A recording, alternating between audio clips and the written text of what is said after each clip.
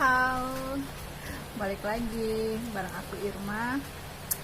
Di video sebelumnya, kemarin aku sempat janji mau bikin satu video khusus buat aku ngebahas tentang kenapa aku suka sama Big Bang. Sebelumnya nih ya, Big Bang, ultimate bias aku di Big Bang itu T.O.P, Top, Choi Seung-hyun. Kenapa aku bisa suka sama Top?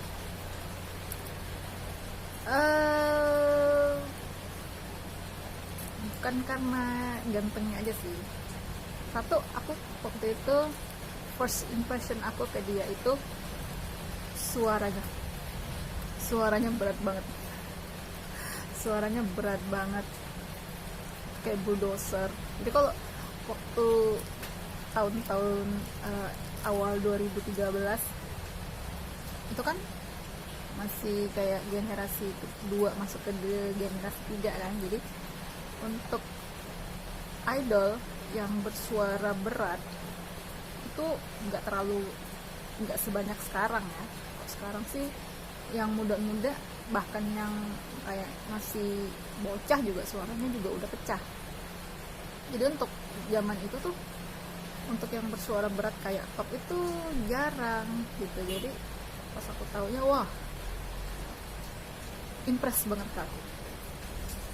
Dan ya karena dia juga ganteng sih dan dia rapper, jadi aku saking terpesonanya sama dia, oke, dia bias aku di Big Bang. But overall di Big Bang semuanya itu aku suka, mau itu Top, mau itu GD, mau itu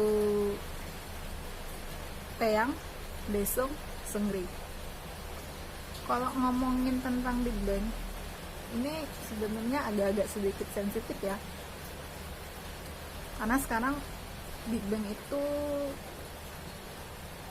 posisinya agak kurang mengenakkan ya untuk di publik, karena skandal terakhir yang menimpa Seungri. Banyak VIP, nggak sedikit juga VIP yang udah give up, nyerah, karena sejak kasus Seungri itu, dan berbalik jadi ngebenci Seungri, ngebenci Big Bang, bahkan mungkin berhenti jadi VIP. Kayak udahlah, udah capek gitu. Mungkin karena Big Bang selama ini selain terkenal dengan karyanya, nggak dipungkiri juga lumayan banyak juga sih masalah yang menimpa mereka. Walaupun sudah di-clear-kan, udah diselesaikan, udah dikeluarin official statement, skandal-skandal mereka, entah itu dianggap bad boy banget, ngerokok, terus mungkin ngedrugs atau apa, itu udah diklarifikasi semuanya. Tapi tetap kayaknya image bad boy yang melekat di Big Bang itu lumayan kuat. Jadi kayak nggak semua orang gitu yang berpikiran terbuka itu bisa sanggup untuk ngefans sama Big Bang gitu. Memang kalau ngomongin tentang Big Bang ini agak-agak sensitif ya. Jadi nggak semua bisa nerima, nggak semua fans bisa nerima. Jadi ini kalau dari sudut pandang aku ya, dari sejak awal Seungri kena skandal, diberitakan dari awal nih ya, dia diberitakan tentang Molka Chat itu, terus tentang pokoknya yang grup chat itulah.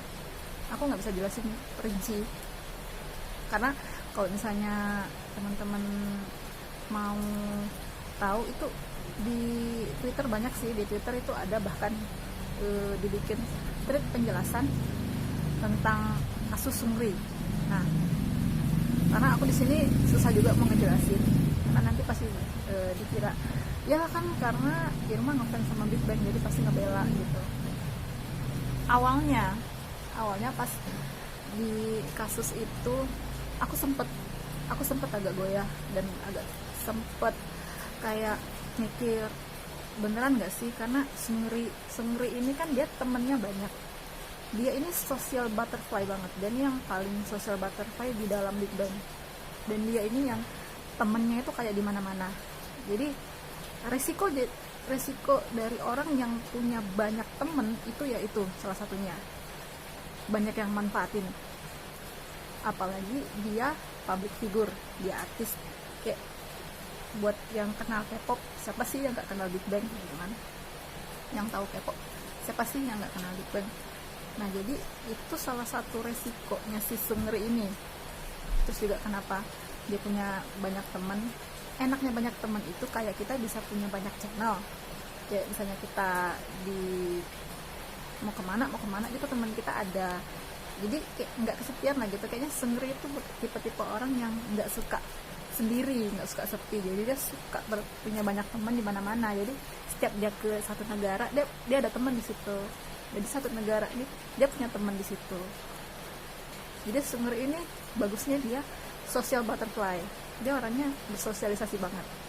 Nah, kelemahan dari social butterfly ini adalah teman yang nggak tulus. Teman yang nggak tulus, teman yang cuma mau manfaatin kita doang gitu. Nah, jadi aku tuh sempet agak sedikit kebawa arus hate waktu itu. Jadi aku sempet kayak mulai meragukan Seungri, bener nggak sih dia nomor satu sih, karena aku mikirnya Seungri itu dia bukan anak kecil lagi, dia udah di umur yang dewasa, sudah bisa nikah sebenarnya. Jadi kalau untuk hal-hal yang kayak gitu, takutnya mungkin dia memang ada terpengaruh. Tapi balik lagi, walaupun aku di situ sempat merasa agak goyah dengan Seungri, di situ aku juga sempat mikir jadinya, karena kan aku sedikit ngikutin ya perkembangannya dia di investigasi, diinterogasi di kepolisian, dan itu dia ikutin semua prosedurnya, dia datang interview sampai belasan jam, itu dia ikutin. Dia apa ya namanya, ikut aturan, ikut prosedur. Jadi dari situ kayak aku ngerasa oke, mungkin dia pengen ngebuktiin kalau sebenarnya dia nggak salah. Jadi oke, aku mulai lagi percaya, kayaknya mungkin dia pengen ngebuktiin kalau apa yang dituduhkan ke dia itu tidak berdasar. Jadi baik lagi, dan agak sedikit suspicious dengan hukum di Korea itu, kayaknya berbelit-belit ya. Untuk menyelesaikan kasusnya dia aja dia dilempar ke sana sini. Jadi aku tuh kayak, ini bener nggak sih Korea kayak gini?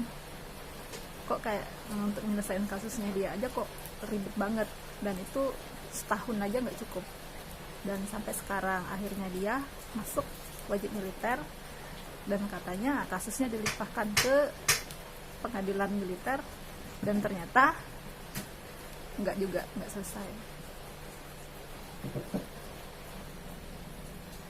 Oke, lanjut lagi.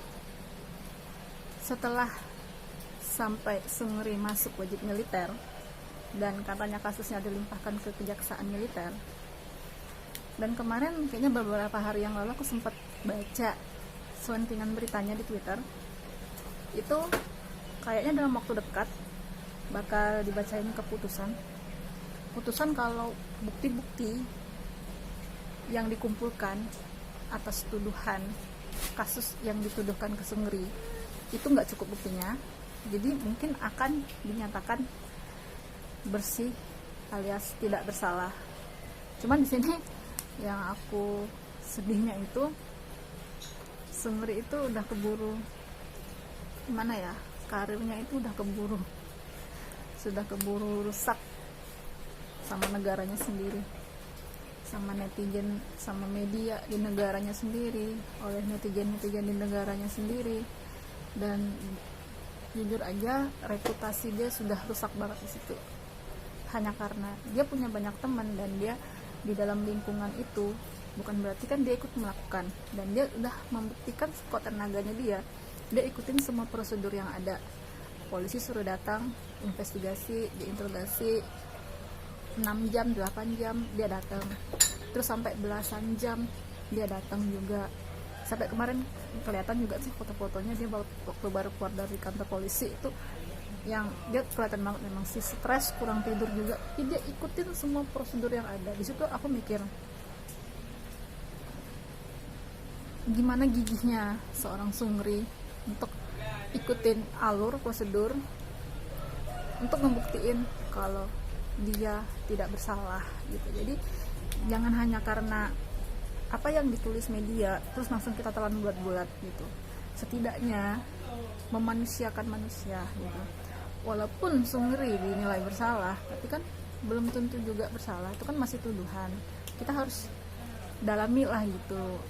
Karena gini, jangan hanya karena judul line berita terus kita langsung iya nih si ini nih mentang-mentang di atas kan, iya bener tuh dia tuh ngerokok, dia narkoba, dia gini-gini itu.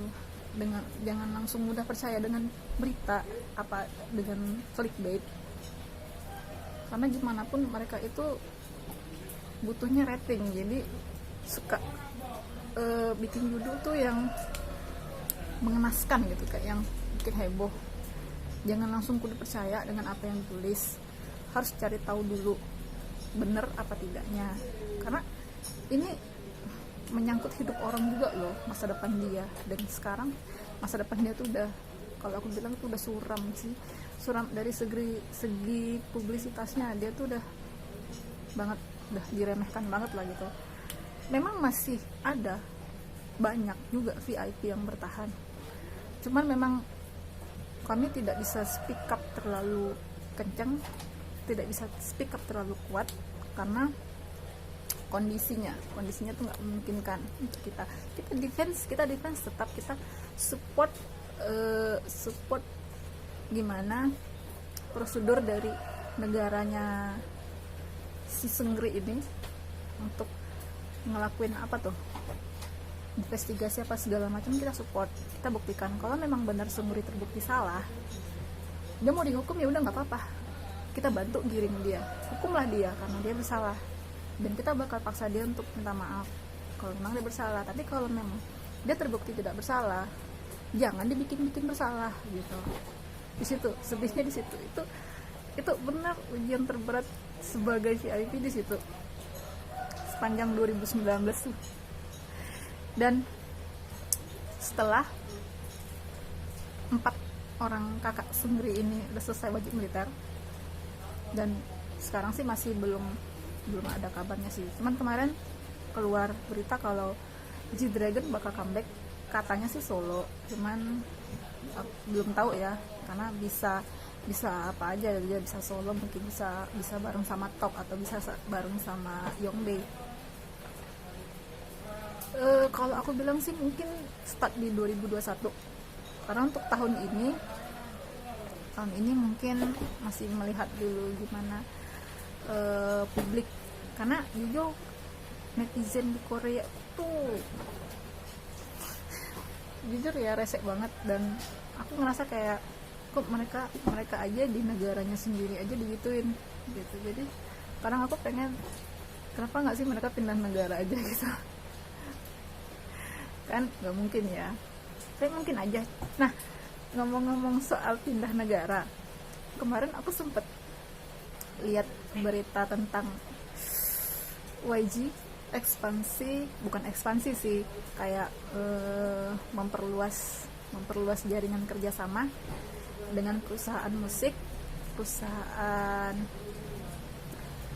desain atau apa gitu, cat di negara lain, di Cina sama Jepang, dan bahkan katanya ada yang di India. Nah, itu YG udah buka kerjasama, karena kemarin dari awal Treasure mau didebutkan itu kan YG sempat bilang kalau Treasure ini bakal going global. Nah jadi pertama aku mikirnya itu mungkin cara promosi merekanya aja yang going global. Ternyata kalau menurut aku YG-nya yang bakal going global. Jadi kayak promosinya itu sekarang sudah nggak terlalu fokus 100% banget di Korea aja. Contohnya Blackpink kemarin terakhir comeback, dia yang ice cream bareng Selena Gomez tuh, dari situ aja udah ketahuan YG bakal going global. Tidak hanya masalah promosi, tapi kalau aku rasa itu artisnya semuanya. Jadi nggak cuman kayak Blackpink sama Treasure, tapi semuanya bakal disiapkan untuk pasar global. Nah jadi tidak yang 100% bergantung sama chart atau pasar Korea aja, karena jujur Korea bukan lumayan sih, jahat ke YG dari CEO sampai ke artis-artisnya. Kalau aku bilang sih kayak disolimi ya. Kamu solimi banget gitu, pokoknya mereka tuh aduh tega beneran, sumpah.